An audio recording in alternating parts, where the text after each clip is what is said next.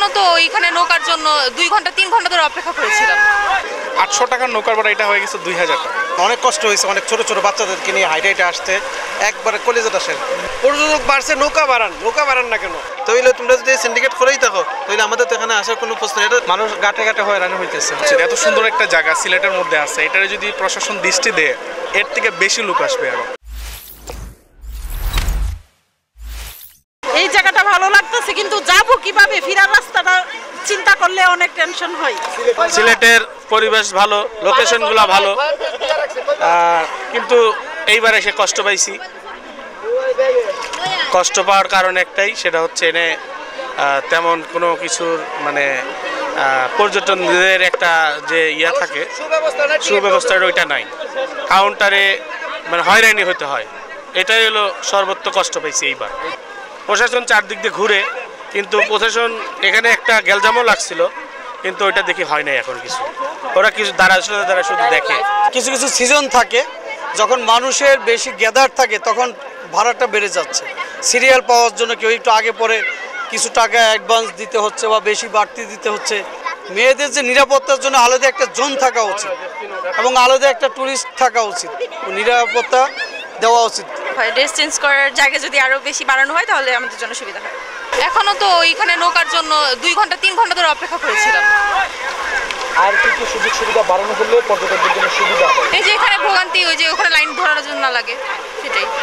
এই যে নৌকার তারা কি সিন্ডিকেট করতেছে, মানুষ অন্যদিকে আউট পাসে আইতেছিল তারা আইতে দিচ্ছে না, মানুষে কষ্ট দিতেছে, অনেকগুলো তাহলে মারধর করতেছে। একটা 2-3টা মানুষের মারছে তারা অলরেডি। প্রশাসনের লোক আমরা দিচ্ছি এখানের মধ্যে, তারা কোনো পদক্ষেপ নিতেছে না। তারা এখানে মধ্যে বুয়াত নৌকার টিকিটও মিলতেছে না। বুঝতাম যদি আমরা লিগেল ওয়েতে আইতেছি, কিন্তু লিগেল ওয়েতে আইতে আমরা টিকিট পাইতেছি না। কাউন্টারে গেলেও বলে টিকিট বন্ধ, এখানে আসলে বলে টিকিট নিয়ে আসো। এই একটা ক্রাইসিসের মধ্যে। তাহলে তোমরা যদি সিন্ডিকেট করেই থাকো তাহলে আমাদের তো এখানে আসার কোনো প্রশ্ন। এটা সেটা বাংলাদেশের তো একটা জিনিস, এটা কোনো পাবলিক প্রপার্টি না। সিলেট প্রায় প্রাকৃতিকভাবে অনেক সুন্দর। আর আমরা আসছি গাজীপুর থেকে, গাজীপুর কাশিমপুর থেকে আসছি, কিন্তু খুব কষ্ট হয়েছে এই সময় যাতে কেউ না আসে। এই সময়টা বাদে অন্য সময় আসলে মনে ভালো হয়। আমরা নৌকা দিয়ে আসার কথা ছিল, নৌকা দিয়ে আসতে পারি নাই। আমরা টাকাটা বড় কথা না, কিন্তু আমরা এখানে এত মানুষের সমাগম, আমরা আসতেই পারি নাই। লাস্টে আমরা 4 কিলোর মতো হাইটে আসছি। এখানে যারা পর্যটন, যারা টুরিস্ট পুলিশ, সবাই তো এখানে জানে যে এখানে আপনার পর্যটন এরকম আসে, তারা তো এই ব্যাপারে অবগত অবশ্যই আছে। কিন্তু সেই হিসাব করলে এখানে মানুষ হিসাবে নৌকা নাই বললেই চলে। অনেক কষ্ট হয়েছে, অনেক ছোট ছোট বাচ্চাদেরকে নিয়ে হাইটে হাইটে আসতে একবারে কলেজেটা শেষ, জীবনটাই শেষ। কিন্তু অনেক কষ্ট হচ্ছে। নৌকা পাইনি, 1 ঘন্টা দাঁড়িয়েছিলাম, পরে দেখি হাইটে হাইটে আসলাম। আমার একটা অনুরোধ, নৌকা বাড়ান। পর্যটক বাড়ছে, নৌকা বাড়ান না কেন? টুরিস্ট পুলিশ দেখেন, এখানে ইন্ডিয়ার বর্ডার, কোনো টুরিস্ট পুলিশ নেই, কে কোথায় যাচ্ছে কোনো খেয়াল নাই। 800 টাকার নৌকার ভাড়া এটা হয়ে গেছে 2000 টাকা। এমনকি অনেকে 1500 টাকা বলেও নৌকা নিতে পারে না। সো যেটা আমি এখন ফেস করে আসছি আর কি। তো আমার ড্রাইভারে হচ্ছে 1500 টাকা দিয়ে দেন আমার আসতে হচ্ছে। সো এদিকে একটু হেসেল আছে, প্লাস হচ্ছে এই যে পর্যটন কেন্দ্রগুলো দেখতেছেন, এখানে যে অনেকগুলো জিনিস বসাইছে, না আছে কোনো সিকিউরিটি, না নাথিং, জাস্ট মানুষ আসতেছে, মানুষকে হয়রানির মধ্যে ফেলানো হচ্ছে। এটাই আমার কাছে মনে হয় সিস্টেমটা আরও চেঞ্জ হলে ভালো হতো। এখানে এত মানুষ থাকাকালীন একটা কাপড় বদলানোর জায়গা আছে, যেটা আমি হচ্ছে বদলাইতে গিয়ে দেখছি যে মাত্র মানে একজনে 10 মিনিট কিছু সময় লাগে। এত নাম্বার সিরিয়াল, এতজন মানুষ কীভাবে চেঞ্জ করবে? এত সুন্দর একটা জায়গা সিলেটের মধ্যে আছে, এটারে যদি প্রশাসন দৃষ্টি দেয় তাইলে আমার কাছে মনে হয় এই কি লোক, এর থেকে বেশি লোক আসবে আরো। মানে বাংলাদেশে যতগুলো পর্যটন স্পট আছে সবগুলোতে এরকম হয়রানির শিকার হওয়া লাগে।